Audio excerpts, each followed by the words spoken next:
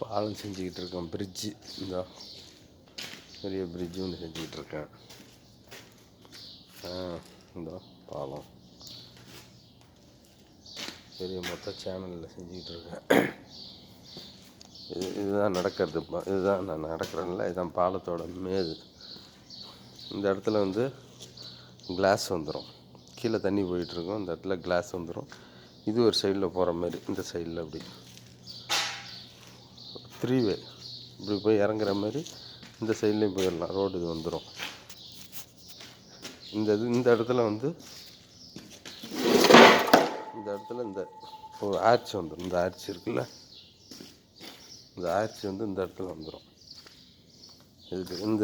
இதுக்கு ஆப்போசிட்டில் இந்த ஆர்ச் பாலத்தில் வந்துட்டு இப்படி தண்ணியில் அப்படி வந்து நின்று பார்க்குற மாதிரி அந்த ஆர்ச் இந்த இடத்துல வந்துடும். அது போடணும். அந்த ஆர்ச் ரெடி பண்ணி வச்சுருக்கேன். ஆமாம், அதுக்கிடையில் இந்த ஒரு டேங்கர் ஒரு வேலை வந்துருச்சு. வெளியில் நிற்கிது ஒரு டேங்கர், அது ஒரு வேலை வந்துருச்சு.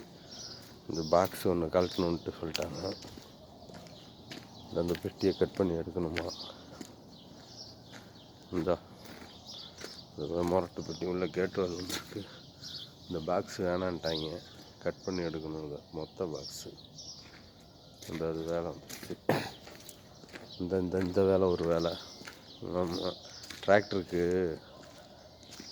டிப்பர் ரெடி பண்ணிகிட்ருக்கேன். நான் ஆல்ட்ரேஷன் பண்ணி ஒரு சேஸு கிடச்சிச்சு.